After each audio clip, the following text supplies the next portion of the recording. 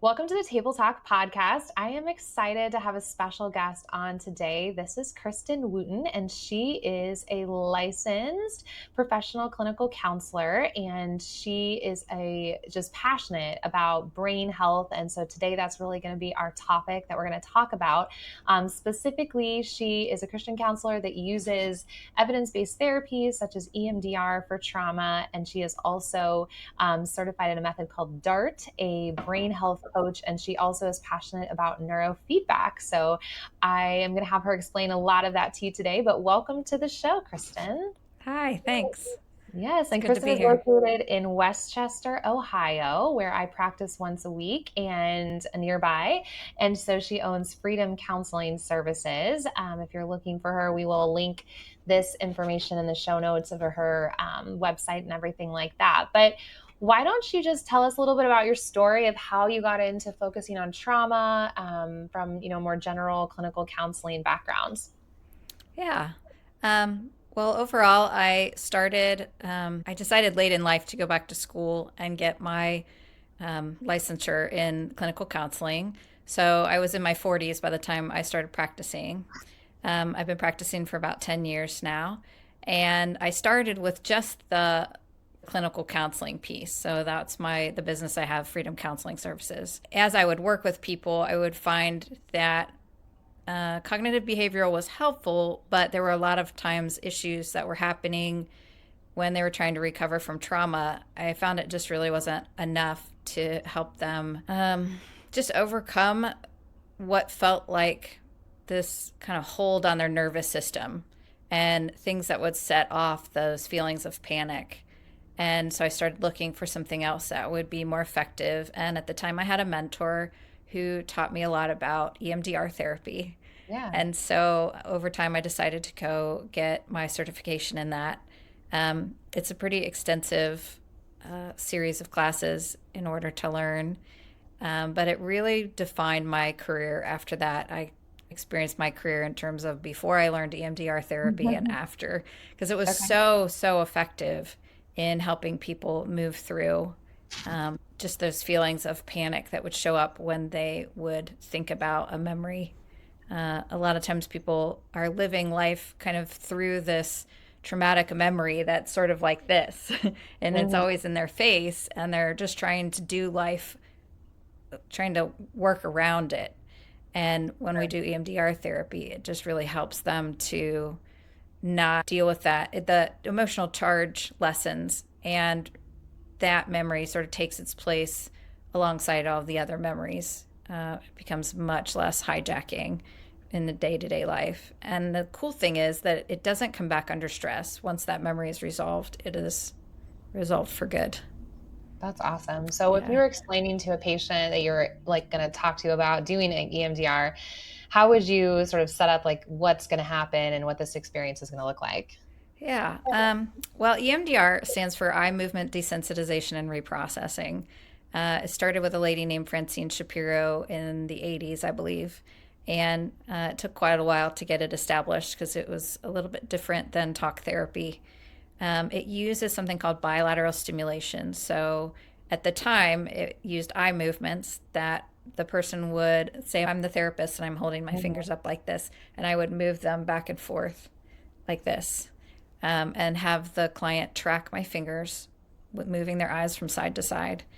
That stopped, or people started using other kinds of bilateral stimulation. It was found that sometimes those eye movements can trigger migraines or just have eye fatigue.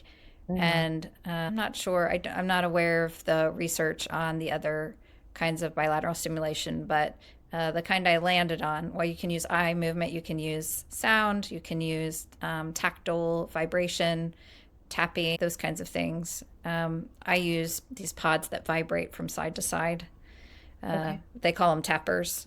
And people just hold that in their hands, and that stimulation is running while we work on the memory.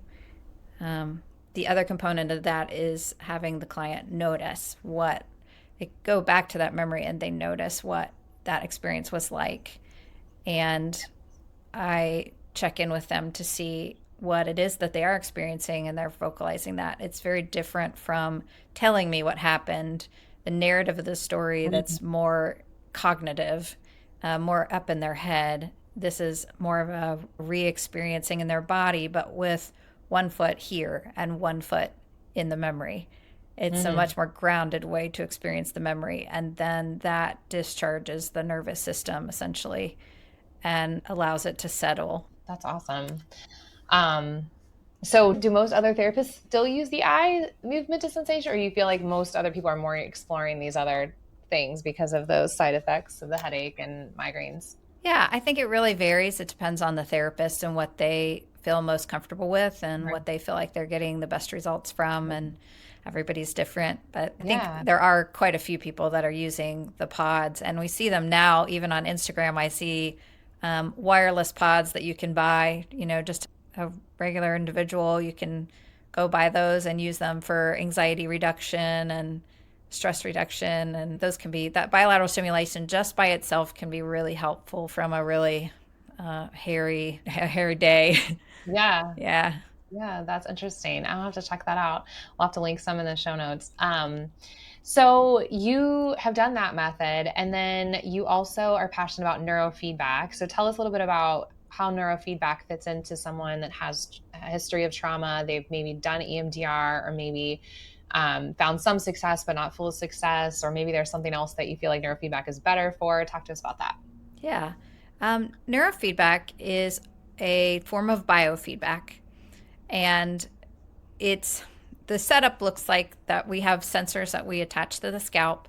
It's picking up the electrical current that is coming off of the scalp, essentially what we would call brain waves. Um, it delivers that information to our system that we have, and then the client is listening to sound. They're listening to music. It sounds like spa music, just something very Hmm. relaxing. And the system is putting pauses into the music that are biofeedback for the brain and for the nervous system. And so that helps to settle the nervous system. It helps it to organize, and it just over time trains the brain to function more efficiently. So the type of neurofeedback that we have is not what you'd consider to be a treatment for anything in particular. It's just a brain training that settles the nervous system overall in general. But we do find it quite helpful for just building resiliency, and people often report feeling more calm, they sleep better, their digestion is better. A lot of times, balance and coordination is better. But most of all, when people bring kids, you see such a drastic difference in kind of the intensity of meltdowns is much Yeah. less, and the frequency of that is much Mhm. less. And you see that in adults too. It just looks a little bit Manifest different. differently. Yeah, yeah. And I got into that initially because my son had ADHD symptoms. I wasn't a therapist when I was raising him, and I didn't realize that he was struggling with that. I just thought he was really irritable. And Yeah. I didn't really know what was happening for him. But as I got more and more training in ADHD, I started recognizing that he had some of the more atypical symptoms. And we did try medication. It was not a good experience. I came over time to learn that there are 7 different types of ADHD, and he had one of the two that don't respond well. The stimulant makes it worse. Okay. So I had to find something else for him to help him finish school and be able to do a lot of the things that we needed him to do at that time. So neurofeedback was a huge game changer for all of us, and it really changed the dynamics in our family because he was able to be present, and his attachment was better, his attunement was better, and we had our first Christmas without a meltdown, our first holiday without a meltdown, like vacation, and Yeah. uh, and he just was in general a lot more at ease and happier. So I thought that would be a really great thing to introduce into the practice as well. And I was reading, like, there's a book called The Body Keep the Score that Hmm. is Bessel van der Kolk, and he talked about neurofeedback and using it when someone has so much trauma that they're not really even able to do EMDR. Hmm. Neurofeedback is a really great place to start because they don't have to talk about anything, and it really helps to settle the nervous system down, sort of, without having to go through that process. And over time, then we find that they'll be able to address those things using EMDR if we just help that nervous system settle down a little bit first. Yeah, that's a great pearl, because I think a lot of times I've heard that from patients that their therapist said they're not ready for EMDR. Like I've had patients tell me that, and I'm like, okay, well, how are we going to get ready, right? And so Yeah. it sounds like neurofeedback, and certainly there's other tools like from a functional integrative medicine standpoint, using calming herbs or things like that that could also be supportive. But I love like these non-pharmacological options to be able to help people, that especially those people that are just very, very overwhelmed and very, I guess, fragile in a way, like things just mood back and forth type thing too. So, do you want to go through the 7 types of ADHD, or I don't know, that's putting you on the spot a little bit for the different types, but I guess what do you see as the most common symptom of ADHD um, that really neurofeedback can help with, or is it pretty effective across the board? The biggest thing I would say is that ability to be more present Okay. and to be able to stick with something that's more frustrating, like an assignment or a project that you really don't feel like working on.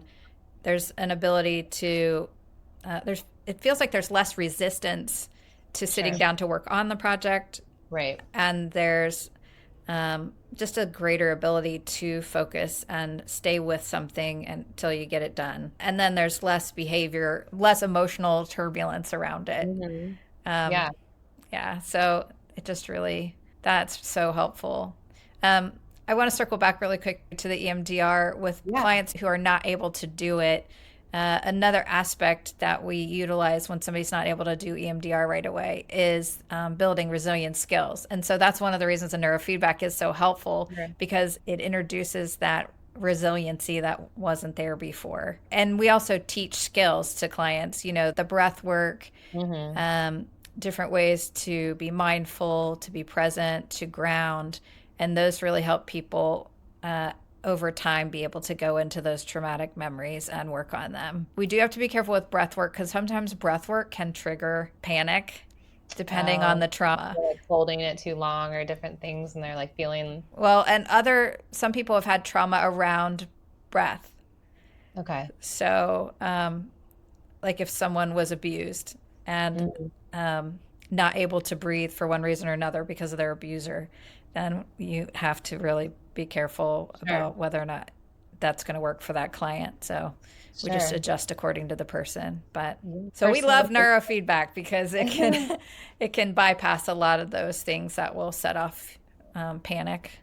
Yeah, awesome. And it's okay for kids of all ages, adults of all ages, or is there a certain age that you feel like you have to be able to use it? No, we've used it on infants. Wow. And sometimes it's just a baby that won't sleep all night. They've started waking up every 2 hours. That's a little bit, a little older baby who should be sleeping through the night. And they'll come in and do 2 or 3 sessions while mom is maybe nursing or baby's napping. And uh, you see that sleep pattern normalize pretty quickly, usually in infants. Wow, I should have had this. My son didn't sleep till he was 5. No, I'm not quite that, Oh, but wow. it feels like that. I mean, It he was slept, but long. Yeah. it was a long journey, and why I only have 2 children.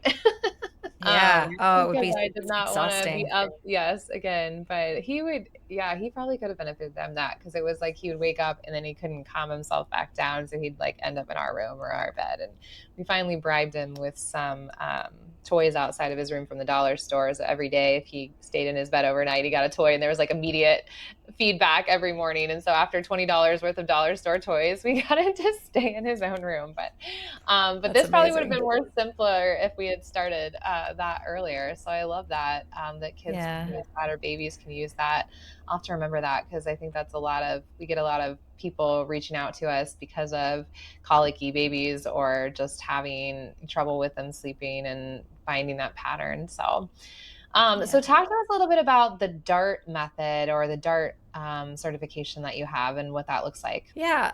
The DART method was started by a local therapist here, Rick Butts, and he does a training that sort of incorporate Pia Melody's work on codependency and some somatic experiencing work. And it just really helps with the developmental kinds of trauma. That's like the chronic things that as we grow up day to day are happening in the household that are maybe toxic, or it could even be if there was, say, someone in the family was sick, or there was a sibling who required a lot, maybe with special needs and required a lot of attention. And so what happens sometimes to the other kids is they're just not getting the nurturing that they normally would have gotten. So it could be great parents, but they're just in over their head dealing with one issue or another. And, there's just trauma that happens. There's trauma from things that don't happen and trauma from things that do happen. Sure.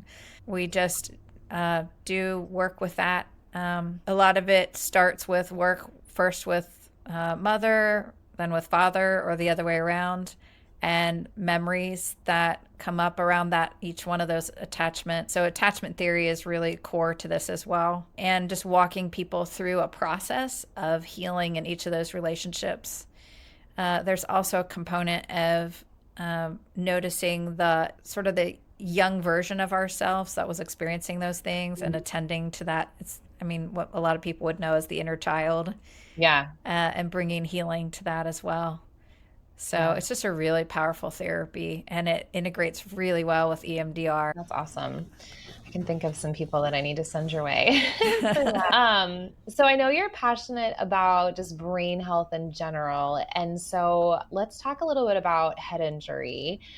This is something that definitely can lead to complications and often isn't necessarily identified very quickly. So tell us about your experience with head injury and how you work with patients around that. Yeah. I started learning about brain health primarily because of my son and the ADHD, and came across Dr. Daniel Amen, who is a psychiatrist who is kind of a public-facing psychiatrist. He has clinics in several places around the U.S. I think his home base is in L.A., but he would talk a lot about different brain health issues people would have and the symptoms they would have as a result of that. And one of those things was head injury, of course. But in my work, people come in with symptoms of anxiety and depression, and they think that they have a mood disorder. And what I found is there are a lot of times when people don't connect a head injury they may have had. It can even be whiplash. It doesn't even have to be blacking out or having a goose egg on your forehead or Sure. And so I found it was really beneficial to myself and to the client to learn how to discern as best I can and take a good history. Have you had any concussions or head injuries? And also assessing for ADD, ADHD, because those are two things that really heavily play into mood and also addiction. And so that's important to pay really close attention to that. I learned that, I had a client come in that I had seen off and on for depression, but she came in this time and it was pretty profound and unlike her. And I noticed that her eye movements were a little bit unusual for her. And so I just asked her, had she had any accidents or injuries or anything since the last time I'd seen her. And sure enough, she'd been in a car accident the month before. And so we actually did neurofeedback to see if that would actually address the depression. Because yes, she had depressive symptoms, but she wasn't actually depressed. She was manifesting from the head injury. Sure. And so over time, I took the certification through the Amen Clinic and learned their general protocol for addressing head injury, which has been really helpful because it's pretty impressive how many people come through that have had head injuries that have never been treated. Or have been treated, but it's usually go home, sleep it off. Some Tylenol if you need. Yeah, take some Tylenol. And even with the more significant head injury, there's really not a lot that people are given that they can do for themselves to heal. I found that we have some really great local resources for head injury recovery because if we don't heal the brain tissue, things aren't really going to improve for some people. So rather than get really focused on the mood symptoms, we Mm-hmm. have to do what we can for that in the moment, but also Right. we need to get people on the right protocol, which may look like a typical protocol for the Amen Clinic, for instance, for head injury, would be sending someone for hyperbaric oxygen Mm-hmm. treatments. So we have a hyperbaric oxygen place locally here called Genesis Hyperbarics, and they Okay. would go for about 20 to 40 sessions of pressurized oxygen, and that helps burst oxygen, more oxygen into the blood, and helps push blood into areas that are not getting good blood flow that need that healing. So it helps with repairing the brain tissue.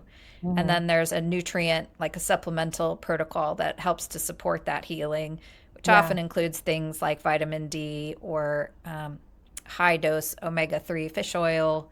There's a few other things in there. And I'm not a doctor, so I can't prescribe supplements Right. or Yeah. recommend things, but those are typical things that are in that protocol. And then neurofeedback kind of helps that nervous system settle down and organize. So those Yeah. three things together often the prescription for that. And then usually the mood issues lift Yeah. because the brain is functioning better. And we see that too with OCD behavior. Sometimes there's a head injury involved. And so rather than just give all these strategies for managing OCD behavior, we try to heal the brain. Yeah, I love that because that's really the root of like functional and integrative medicine is getting to the root cause, right? And healing like whatever the underlying issue is versus just, hey, this is whether it's a tool or a drug or, something that's covering up the issue or it's handling the symptom or actually like fixing the problem. So I love Yeah. that. Yeah. And we Yeah. see that with ADHD as well, where someone has addiction. No one connects the ADHD to the addiction, which is their lack of impulse control Mm-hmm.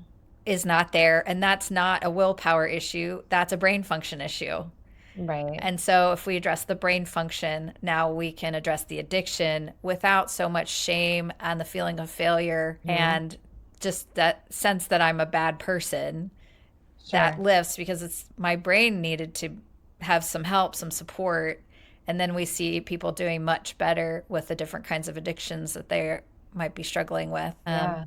It helps to shift that hyper focus on things. It helps to shift that emotional dysregulation. And then we can, put the other things in place that help with overcoming addiction. Yeah, So that's really neurofeedback is huge for that. But sometimes it's also addressing head injury issues. yeah. Did you say that is there a certain number of percentage of patients with addiction that have been diagnosed with ADHD, or is there any kind of data out there like that? I don't have that off the top of my head. I could probably look that up. Yeah, yeah, we can see and put them in the show notes if we can find it. Yeah, my mentor used to say if you have an addiction, you probably either have ADHD or trauma, and I would add Mhm. head or a head injury. Yeah, because there it definitely seems like, addiction also runs in families. And so if it's ADHD type things run in families as well. And so that makes total sense that you would see, some of that behavior. As far as the omegas, like when you say high dose omegas for the brain injury patients, are we talking like 4,000 milligrams, Yeah. 6,000 or okay. I usually see him prescribe 3 to 4,000, Okay. um, but I don't know what the results are on the studies showing. Yeah. I know Dr. Amen does a lot of studies on brain health recovery Okay. or brain injury recovery. I know he's done Yeah. one with football players, Oh, wow. NFL football players, where they would show it looked like they had huge lesions in their brain, but it was really just the absence of blood flow on the SPECT scan. And Wow. then they would do this protocol for 2 months, I think, where they would do the hyperbaric oxygen, the neurofeedback, and the nutrients, the supplements. And Yeah. you'd see their scan again after that, and there was dramatic difference in the blood flow in their brain. And so Wow. with football players, it's often why we see the explosive behaviors, the Mhm. irritability, the agitation, crazy, unhinged behavior. They've had injuries that haven't been addressed. Yeah, yeah. So it's amazing. It's amazing how much healing we can bring to the brain in just a couple of months. Yeah. Hyperbarics is so intriguing. I go to A4M, and that's where which is like the American Academy of Anti-Aging Medicine.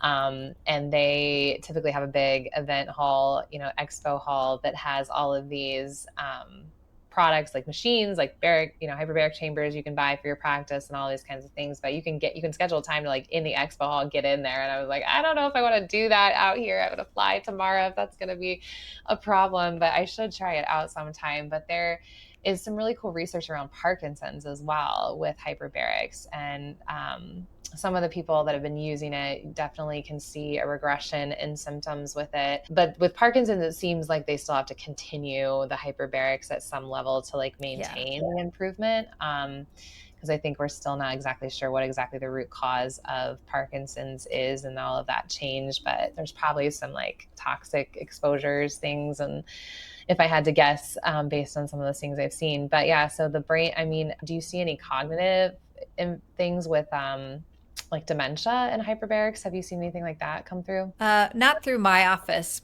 but Right. I have seen research and articles about utilizing hyperbarics for dementia. And I mean, as you know, dementia often starts with people in their 40s and 50s Mm-hmm. and doesn't present symptoms until pretty late in the game. Yeah. So it can be challenging to heal the brain, to bring the brain back into better functioning with that without continuing. It really seems like you need to just keep doing it once you've been presenting with symptoms of Right. dementia. Yeah. Yeah. And that's really similar to the Parkinson's conversation. But these football players that are healing from brain injuries, like this is something that after they do this protocol, assuming they don't have any more brain injuries, that they don't have to come back to the hyperbarics and they're still functioning well, or even other brain injury patients, or do they have to come back every so often and do it again? I bet it depends on their lifestyle. Yeah. If they are doing a lot of drinking or using Mhm. any toxic substances, or they're on maybe even normal pharmaceuticals that might have, a lot of pharmaceuticals are toxic to the brain, but, sometimes there's that necessary use Mhm. regardless. So it sort of depends on what kinds of things they're being exposed to as to whether or not they would need to come back. And neurofeedback is really similar. When I was talking to Scott up at Genesis, we were noticing that there were a lot of similarities to the results people would get with the neurofeedback or the hyperbaric in terms of the people who were utilizing nutrition and exercise and doing other things outside of those trainings and treatments would get much longer lasting results than people who were like one family he told me about was had a daughter they were bringing in. I can't remember what her diagnosis was, but her treat for getting into the oxygen chamber, and because you're in there for like an hour, Mhm. which she was not really interested in doing. And so they offered her the treat of going to McDonald's after,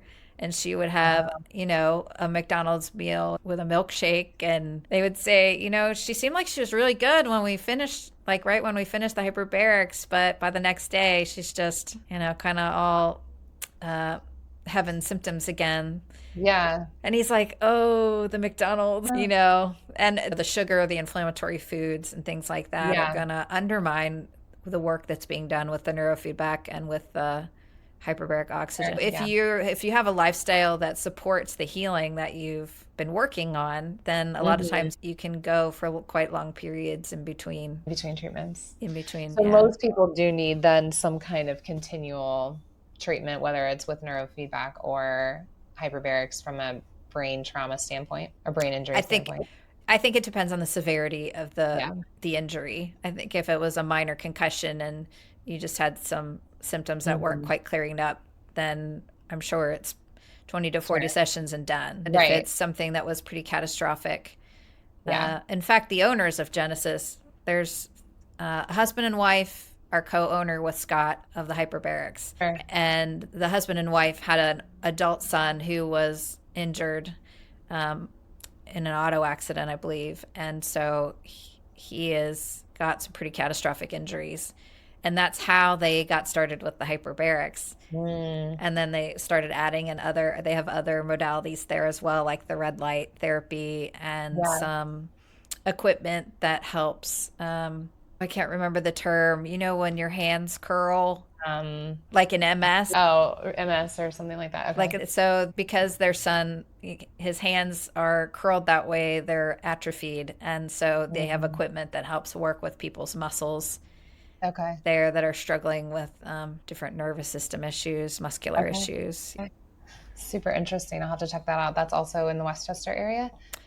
They are up in Middletown, and Middletown. Okay. I kind of really close to the Atrium Center. Okay. Middletown, Ohio. Awesome. Yeah. Anything else you want to talk about brain health wise, or what are is there something that you are finding with your patients that you're always talking about? I know you talked a little bit about nutrition and touched on that. I don't know if you want to go into more depth on the nutrition component. Yeah, I spend a lot of time, especially with people in their 20s or so, Yeah. that kind of that age group that has finished college and is learning Mm, adulting. Maybe they've moved out on their own. They might still be at home, but trying to figure out that transition in life, and just how to juggle everything, a full-time job. How do you have friends once you're not in school, surrounded yeah. by everyone who's sort of doing the same Right. thing? But a lot of them will struggle with anxiety and depression, and they have no connection initially to what am I eating, what am I drinking, what am I watching. And so we have sort of Mhm. this checklist that we go through over and over and over and over about, hey, how do you feel when you eat refined carbs versus when you're eating healthier? Hey, how do you feel Sure. after you take a walk versus when you haven't had a walk for 2 or 3 days? So there's a Mhm. number of things that are so helpful that people don't connect to their mood. And so we go over those things. They're just practical things like the food and the supplements and the exercise and all those components. And it's difficult because they're things that we don't want to do, Yeah. and they're in that transition of figuring out what is my motivation for doing those things and learning how to keep that carrot in front of them. How do I want to feel tomorrow, or how do I want to feel in a couple of hours? Sure. And being Yeah, they able don't have to, that chronic disease, like, I'm trying to prevent getting kidney failure from my diabetes, yeah. or I'm trying to be here for my children when it's just them, and, certainly people want mostly to go on to the next phase of life or whatever that looks like, but yeah, it's interesting. Like the Mediterranean diet has been studied with depression and anxiety and shows positive outcomes. And all of it comes back to that anti Yeah. inflammatory component and putting things in your body that are decreasing inflammation and providing the vital nutrients to help our energy and Krebs cycle run. So, Yeah. same thing when our brain needs those nutrients as when our heart and our muscles and all of those things need to be powered as well. So, yeah, well, any last thoughts about brain health that you want to share? Not that I can think of off the top of my head, but I do want to just say I am so grateful for you that Oh, thank you you. have really got that training in functional medicine, and that you are trying to figure out how to help clients and patients in a way that's not toxic. And so there Mhm. aren't a lot of people that I can send people to that I can trust are really going to choose that antitoxin pathway as much as they can. Yeah. And so I'm just excited to be, getting to know you better and having this relationship that I can send people your way Yeah, and I appreciate that. trust.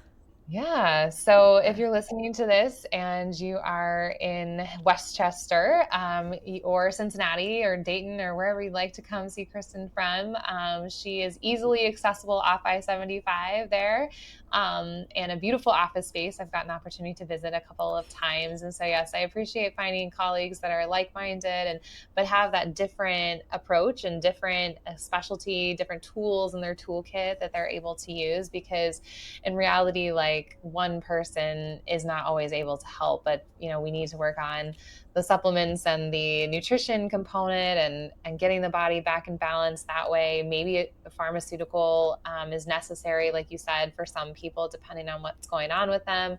And then, but the mindset work and the all these powerful tools you have to help with brain are awesome too. So I'll have to have you connect me with the hyperbarics folks, because that's really interesting as well. So I'm sure that the physician I work with in Westchester would like to learn about that too. So, well, thank you again for coming on today. And we will link Kristen's website and her LinkedIn and everything in the show notes. And so you can connect with her and hopefully follow along and learn more about brain health too.